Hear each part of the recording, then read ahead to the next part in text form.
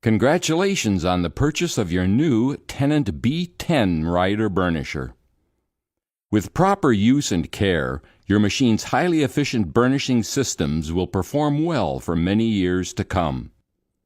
This operator training video will help you better understand how to prepare your machine for use, burnish your floors, and care for your machine so you get the longest life and best performance from your floor burnisher. Safety.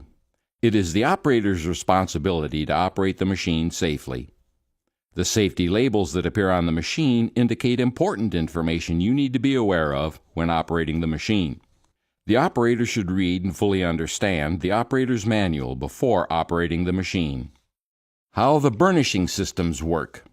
Your machine can effectively burnish floors. The one-step burnish button makes it possible to immediately begin burnishing with the activation of a single button. As the machine travels forward, the burnishing pad polishes the floor. Your Tennant B10 rider burnisher comes standard with the active HEPA dust collection system. Controls and instrumentation. An on-off key switch is used to control machine power. Turn the key to the right to turn the machine's power on and to the left to turn it off. The horn button is to the left of the key switch. The directional switch controls the forward or reverse direction of the machine. Place the switch in the forward position to propel forward and the reverse position to propel in reverse. The power kill switch stops all power to the machine. Press the switch to disconnect machine power. To restart the machine, turn the power kill switch to the right and release it. Then cycle the key switch off and then on again. Note: the power kill switch should only be used in case of an emergency. It must not be used for normal stopping while the machine is moving. This may damage the machine. The steering wheel controls the machine travel path. The propelling pedal controls the speed of the machine. The further you depress the pedal, the faster the machine will propel. The brake pedal slows and stops the machine.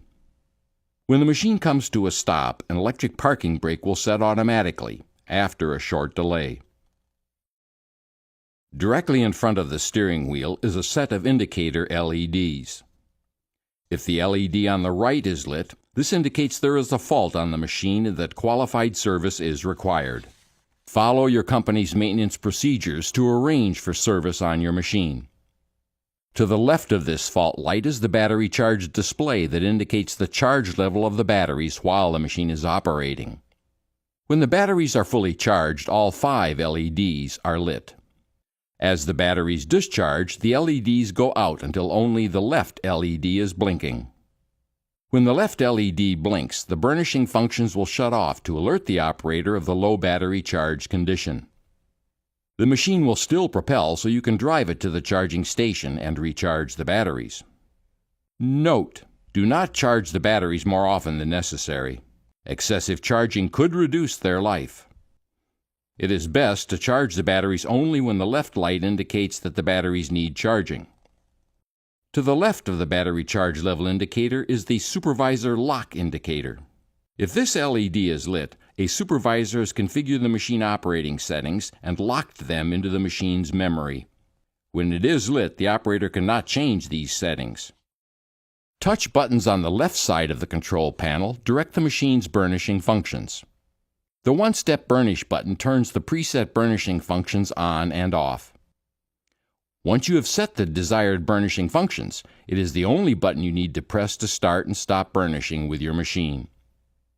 If your machine is equipped with the active dust control system, the vacuum button turns the dust collection system on and off. The pad pressure buttons control the burnishing pad down pressure.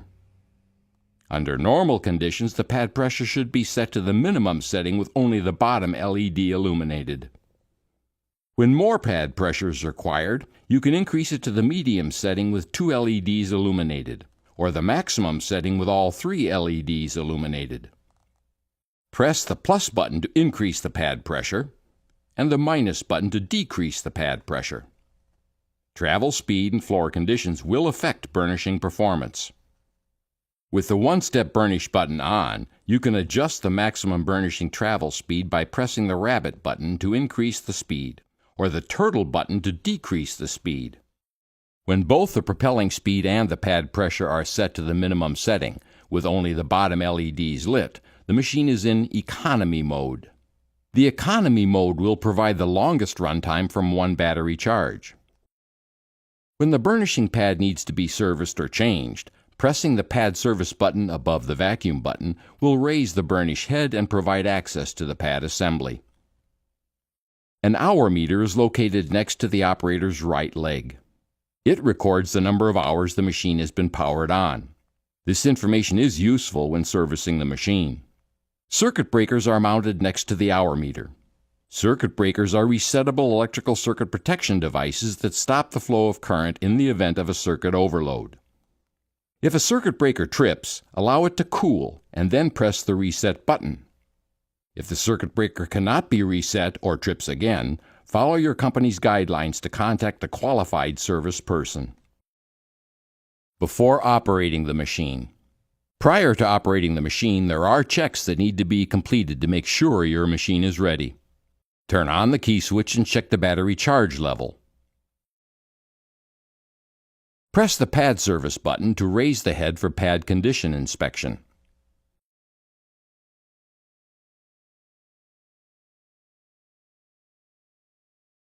Check the condition of the pad. Note: the procedure for changing or rotating the pad will be covered later in this video. Confirm that the vacuum bag is empty.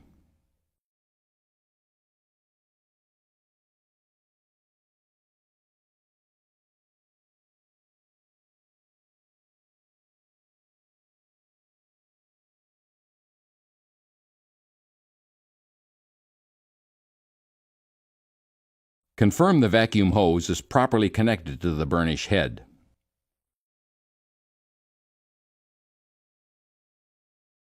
Check maintenance records to determine maintenance requirements.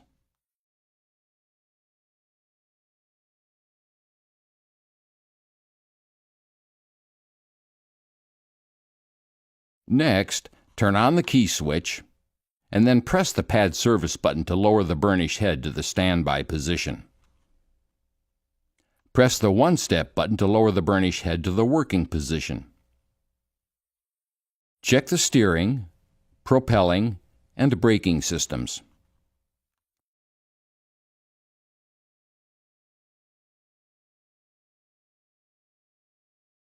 Press the one-step button to raise the burnish head to the standby position and then turn the key switch off. Changing the burnishing pad. To change the burnishing pad, first turn the key switch on. Next, press the pad service button. And when the head is fully raised, turn off the key.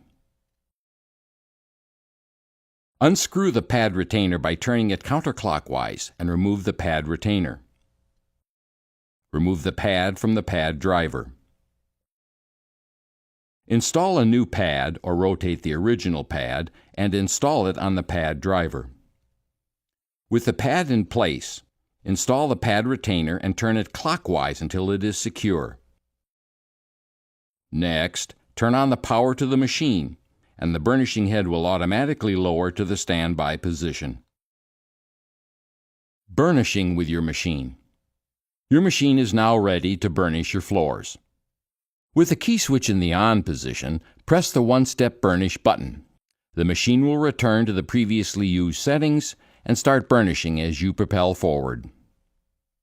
During this operation, adjustment to the pad pressure, propel speed, and vacuum settings can be made, as required. Changes made will be remembered when the one-step button is pressed again. Charging the batteries.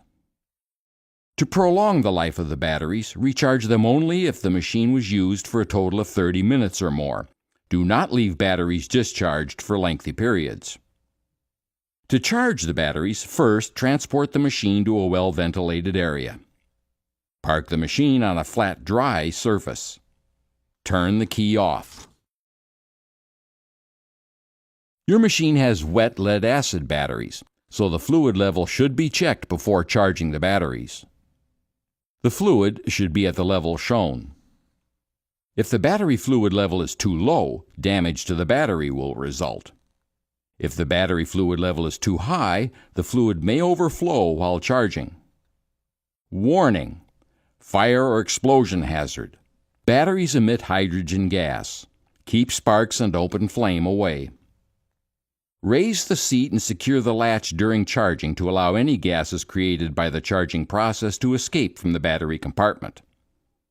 If your machine is equipped with a HydroLink battery watering system, you will need to check if the batteries need water. Each battery cover has an indicator near the center of the cover. If the indicator is black, the battery has water.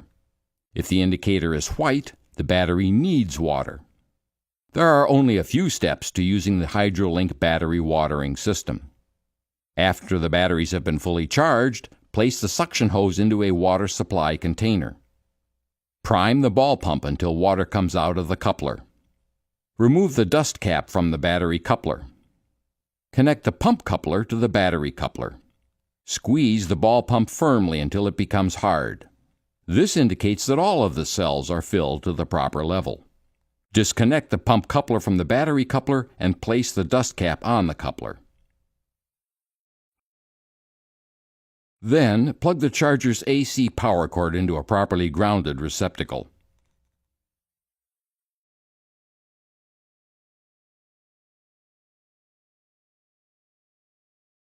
The charger will automatically begin charging and shut off when fully charged. Note: the machine will not operate once the battery charger is connected. Performing the daily operational checks, making needed adjustments, and following the proper operating procedures for your machine will ensure that it will perform in top condition throughout its useful lifetime, and you will find that it will effectively enhance your environment.